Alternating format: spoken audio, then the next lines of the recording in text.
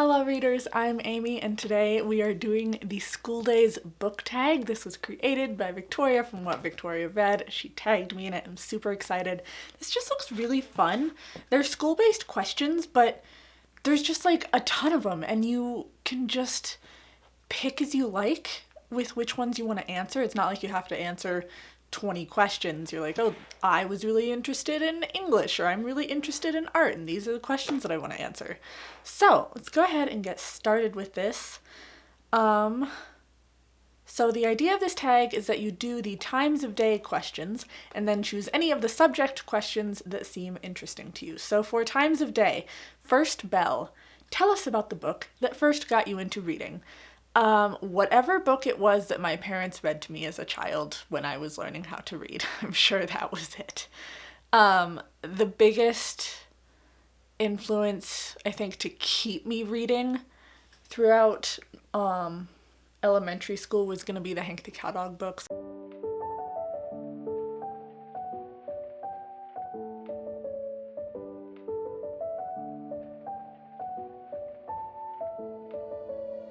I loved those. They were short, they were easy to read, they were fun to read, they had illustrations that I would copy. This is the kind of kid that I was. I took the bottom of a cardboard box, like one of those clothing boxes, and flipped it over so the flat surface was on top, and I started gluing construction paper and stuff to it because I wanted to build a small scale model of the ranch that Hank the Cowdog lived on. This is the kind of stuff that I did all the time. I spent hours punching holes in white paper for snowflakes. I don't know that I ever actually finished that project, but it was something that I wanted to do. Like, my grandma's favorite story about me as a kid is how I took construction paper and glue and built this huge castle at her house for dolls to play in. That went way off in a tangent, but I think it's a cute story. So yes, Hank the Cowdog, I think, is what kind of kept me reading and allowed me to go on to explore other books. Lunchtime. Tell us your favorite book that features food. For this one, I have to mention How Long Till Black Future Month. This is a short story collection of fantasy and sci-fi by N.K. Jemisin. She is one of my top favorite authors, and you can just tell that she is having a love affair with food. There are so many of these stories where just the way she describes food and lingers on the idea of it is really enticing. And then there's this one specific story where some of the magic centers around the food that this chef is making. And I loved that story. I could actually sink my teeth into that story. It was so good. If you want to read some great food-related books. Not food-related, but some great descriptions of food, N.K. Jemisin is definitely the person to go to. Final bell. Which book have you most recently finished reading? I read a 300-page book in like an hour, but before you think that I'm just amazing or not taking it in, it was Long Way Down. It's one of those, it's like the Poet X in that it's written in that kind of poetry novel style. I don't know what you call that. It's kind of poetry, but it's not. And it's about this boy whose brother dies, and he has 3 rules to follow. He can't cry, he can't snitch, and he has to get revenge. So this whole 300-page book is about him going off to get his revenge. Most of the book takes place over about 2 minutes of this boy in the elevator, and at every single floor the elevator stops on the way down and someone else comes on the elevator, and this whole time he's talking to these people, basically making this decision of, am I actually going to continue this cycle of violence and get revenge on this person who I think killed my brother? It's very interesting. Not my favorite writing, but the story was really powerful and it has me interested in reading more of his books. He's got a ton of really great novels on race and race relations. So Jason Reynolds, definitely one to check out. Homework. What was the last nonfiction book that you read and enjoyed. I'm currently reading Don't Touch My Hair with Hillary, and I'm liking it. It's a little academic for me to say that I'm like enjoying it, but I am liking it. The last one I finished, I think, was I Do It With the Lights On by Whitney Waythor. This one was,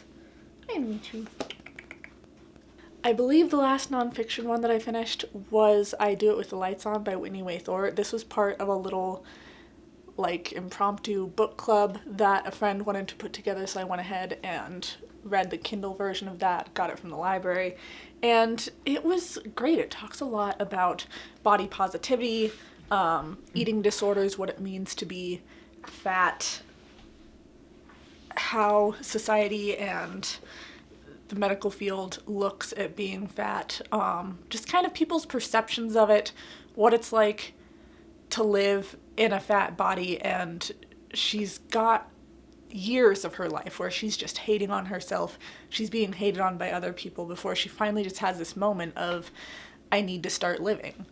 So that was a really interesting, it was a really good nonfiction. It's like memoir-esque, so memoirs tend to be a nonfiction I really get on with because they've got that personal touch to them. I had no idea who she was before I read the book. I've never watched her show on TLC, but she seems like a pretty cool lady. And last one in the Times of Day section, we have Staff Room. Tell us about a book that you go to when you need to take a breath. I haven't done a ton of rereading in the last couple of years. Like since joining BookTube, I'm more focused on reading books I haven't read before. Dracula is going to be my go-to answer. This is my Mexican edition that I can't read yet. I like this kind of B-movie cover. It's a dark book about vampires and stuff, but it's a really comforting, maybe comforting is the wrong word. It's a story that I'm familiar with. It's a story I know that I love, and when I reread it, it's like taking me back to home base. If I'm really struggling with feeling like I'm in a reading slump, oftentimes I'll go to Dracula, or I will also read Jurassic Park. That's another one that I really go back to. I love the adventure in it. I know what's going to happen next. I know that I'm going to love the writing. I know that it's going to get me interested in again. I know that it's going to get me interested again. So subjects, we have English, maths. I just say math without the S. I don't know. Where did the extra S come from? Or why did Americans drop the S? I don't know. Wow, tangent.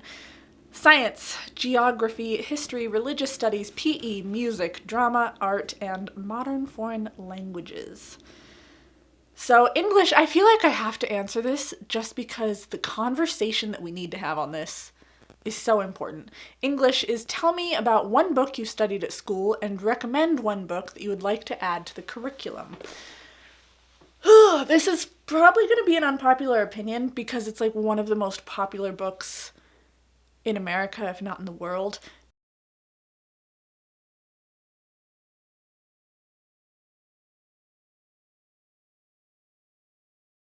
To Kill a Mockingbird. Can we talk about that for a second? Reading it in high school, it was so boring. Absolutely nothing happens in the first 2 chapters. I didn't really understand what was going on. I didn't care in high school. It wasn't really a high school friendly book. Rereading it as an adult, I enjoyed it. I took something away from it. I thought it was a fun story. Do I think it's the most important race story out there? Absolutely not. Why are we still reading To Kill a Mockingbird, however many years later, a book about race, written by a white woman? Why are we still teaching that? Why is that the race book of schools? Why To Kill a Mockingbird? Why can't we start introducing them to Octavia Butler's the first one that I think of. She's kind of a classic Black author. I don't know how friendly she would be for high school students to read. I've heard different things about her writing style. N.K. Jemisin is a brilliant fantasy and science fiction author. Kids love fantasy. I read a ton of fantasy in high school and in middle school growing up, and I'm not really a big fantasy reader now, but fantasy gets people interested in, and N.K. Jemisin talks a lot about race in her fantasy books. Why aren't kids reading Black authors in high school? I don't think I can name a single Black author that was part of required reading in school. The most ethnic that you got was Eli Wiesel, that Night book, and Anne Frank, which they're Jewish, but they're still essentially white people. And Anne Frank, I'm not going to argue on that one. That one's a very important book about a very difficult time, and I've always loved it. And the diary style to it is very friendly. Once more before I get off my soapbox. Why are we still teaching To Kill a Mockingbird? There are far more important books, far better stories about authors that actually experienced the things that they are writing about. Please, please, I'm begging you to tell me your thoughts on this down below, because I don't understand this fixation on To Kill a Mockingbird. I want to know everyone's perspective on it. I want to know what you took away from the book, what you think of the book, why you think it's important, why you think it's still propped up against other books. And let's talk about why you only read classics in school. You read The Odyssey, you read To Kill a Mockingbird, you read Anne Frank. Can someone introduce a modern book to schools? Not just like a school in San Francisco or LA where you have a ton of schools and some of them are much more modern than others. Talk about all schools. Every single school that I've ever heard of teaches To Kill a Mockingbird. So like, why don't we replace that with something that's a little more, relevant's the wrong word, but you get what I mean. Okay. Off of my soapbox, on to the next question. I could talk about that subject for hours. Let's do maths. I was never much for math. I was good with algebra, but when I hit geometry, I almost failed that class. I was so close to failing that class. After algebra, I just kind of gave up. I retook all of my statistics classes in college. Math is not my thing. But I like the question. That's, how do you rate your books? It can kind of differ with how I'm feeling about the book. So let's take The Vanishing Half, for instance, which would be another excellent book to teach in high school, because until I was graduating college, I just didn't understand anything about the concept of colorism. Am I going to harp on this topic for the rest of this video? Absolutely. Vanishing Half. I just finished it last night. I really loved it. Everyone that I know of is giving it 5 stars. I'm going to give it 4.5. It was an excellent book. I learned so much from it. I love the topics. I love the diversity. It was great. However, I don't feel that I can give it that perfect 5-star because it was much more character-driven rather than plot-driven. And while there was definitely a story there and we definitely went through time, I would have enjoyed a slightly stronger, not stronger plot. I would have liked a more actionable plot, I guess, if that makes sense. So I'm giving it 4.5. I also feel like the more books I read, the more judgy I get. And then you have books that I give 3 stars. So if I give a book 3 stars, that's like, I enjoyed it. It's definitely not a favorite book. I don't know that I'm ever going to reread it. I might even unhaul it. But it's a solid book that I think that is worth reading and that someone out there is really going to love. 3 is like baseline, this is a good book. I enjoyed myself. Like, I enjoyed myself. That's the line. 2 stars is like, I could still read the whole thing, but I didn't really enjoy myself that much, and I didn't think it was an important book. And 1 star, I don't even know what 1 star is. I guess that would be like, I read it because I felt like I had to and it pissed me off and the writing sucked. 5 stars, just I enjoyed the writing, I enjoyed the plot, I think the author had something to say, just everything about it was just chef's kiss. And 4 stars? 4 stars are usually either I enjoyed the writing and I wanted more from the story, or I enjoyed the story but I wanted more from the writing. That one's kind of a flip-flop for me. And all those little half stars, like, a lot of times it's just random. Like, this is what I feel about the book, but this is what I feel the book deserves. That's what those kind of half stars and quarter stars are differentiating for me. Let's see. History. I think this is an interesting one. There's two options for questions here. One is on historical fiction novels, and one is history to learn more about. So I'm going to go with, which areas of history would you like to learn more about? Women's history. If you want to be real general on it, I want to learn more about women's history. Specifically, as you may know, if you've watched any of my last, 2 weeks of videos, I'm learning about Beata Sirota Gordon. That is my best estimation of how to say her name. I've heard it a couple of different ways.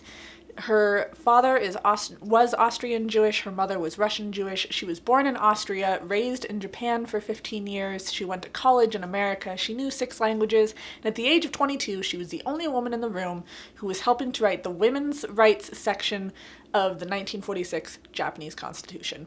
I have to write my history paper on, well, I don't have to write my history paper on this. This is what I chose to write my history paper on. And the more I learned about Beata, the more engrossed I became in her story. And then I finally start writing my paper, and I'm reading about how the Japanese constitution and the feminist movements in Japan can be compared to the feminist movements around the ERA and why people were for or against it. That's the Equal Rights Amendment. I'm learning about the kitchen debate, which is Americans in the 1940s have these really nice, modern, sciencey kitchens. A woman loves to be in the kitchen. But Japan has these dark kitchens. They're not as good. You should really look up to the Americans over there. And that whole kitchen debate really built up this idea of Americans being better and Japanese people being inferior, and just the more little details I find out about this. I almost feel like I should just do a video when I finish my history paper and just be like, these are the really awesome things that I read, and this is what I learned about it. I might do that. I would love to do a whole video on Beata Sirota Gordon.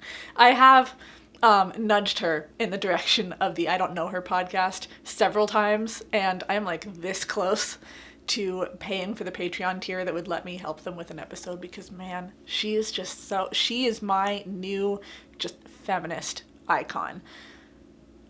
I've loved learning about that. And now I have a world history class coming up early summer, I believe it is, and I want to find out more about feminist movements in other countries. But here's the other thing. While people in Japan know who Beata Sirota Gordon is, people in America don't really. And what I was finding was that, I did find some sources. Specifically, there was one author who wrote a couple of articles on Japan and America and the feminist movement. But when you're researching the history of other countries, it's a lot harder to find peer-reviewed research articles on that through a school than it is to find something on America, which is infuriating. I'm just not going to get off any of my soapboxes or tangents today.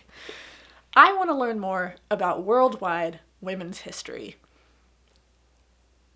That is the most basic answer I could possibly give for that. PE. I always hated PE until I did weight class. I did a weightlifting class in sophomore year, right after my first scoliosis surgery, and that's one of the most confident moments I've ever had with my body. I was starting to actually gain mass. I was figuring out the issues that were going on. My friends were really encouraging. But anyway, the question for this is, show us the biggest book on your TBR. I have a couple of biggest books, so it's going to kind of depend on what you think a biggest book is.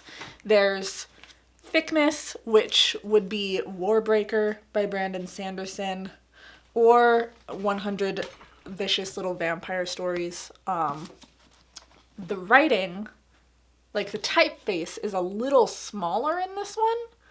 So they're probably about the same length, I think.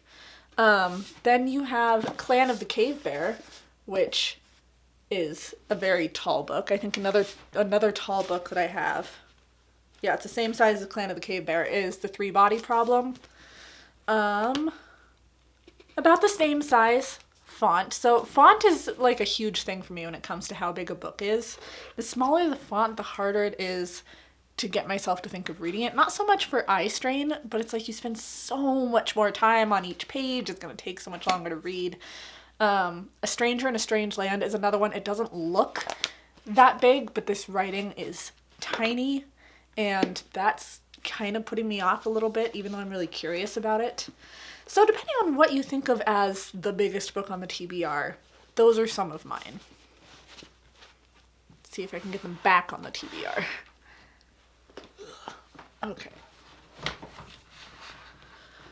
Oh, interesting. Music. Which reading format do you think has the best rhythm for reading? That's an interesting way of phrasing it. I don't know about best rhythm. I think it can kind of depend on my mood. When I really want to just slow down and veg and really take time for myself, I love reading a physical book. You're holding the book, you're flipping the pages. Sometimes I underline or highlight if it's a nonfiction book. Tabbing the pages. That's one that I can really get involved in, that like you can touch it, you can feel it, it kind of grounds me. I've been reading a lot more Kindle books this year, and that's because of my insomnia / years of working late into the night and early into the morning. I have had so much trouble sleeping lately, so I will just lay in bed with the light turned down on my phone, reading my Kindle, so I can at least like lay next to my husband as he sleeps and feel like I'm still having that time. But that's kind of a way, I guess that's not really a way that I can go to sleep, because then I just end up waking up after that. I don't know that the Kindle reading is a particularly good rhythm for anything. Audiobooks, I love when I'm doing something. Before I was working out with friends, whenever I would go to the gym alone, I would like run on the treadmill and listen to an audiobook. Lately, I've really gotten into cooking in my free time, and I love having a background voice speaking to me. Sometimes I'll listen to Kesha, because Kesha is like my music for cooking for whatever reason. But I love listening to a super talkative YouTube video or to an audiobook while I'm cooking to just kind of like keep me company. I also love listening to audiobooks, and a lot of my podcast listening for the I Don't Know Her podcast is while I'm in my craft room, working on my book journals, working on making bookmarks. Just if I'm spending time to myself in my craft room, again, I love that audio keeping me company. So a couple different formats for a couple of different reasons. But yeah, in thinking about it, Kindle is probably not a good rhythm for anything. It's got my light on at night, it's keeping me up, keeps my phone on hand at all times. You'd think that I would do the art question, but I'm not going to, because it's show us 3 books that you think have the best covers. And as we know from my anti-hauls, okay, my card just filled up and stopped, so I'm hoping I'm in the right spot. Art. Show us 3 books that you think have the best covers. If you've seen any of my anti-hauls for this year, you know I pick a lot of books based on their covers. I have like a selection of favorite covers, but I don't think I could just pick some favorites. I've been really on a soapbox again about favorites lately, like favorite food, favorite color. I don't really have a favorite. It's like more like, what's my favorite food for when I'm in this mood? What's my favorite snack for when I'm doing this particular activity? And I don't think I could lower favorite book covers down to 3. But the last one, modern foreign languages. If you know me, but at all, I'm pretty sure you know what I'm going to say for this. Recommend a translated book that you enjoyed. Tender as the Flesh. Not that it's an enjoyable book per se, but I enjoyed reading it. Like, I got a lot out of it. Definitely a translated book that I would recommend. It came out in 2017, and in 2020 it was translated into English, and I'm like, now I want to learn more about translation. Husband is home talking to the cats, so perfect time to wrap this up. Please like, subscribe, be my friend on social media. I will see all of you in my next video. Bye, friends.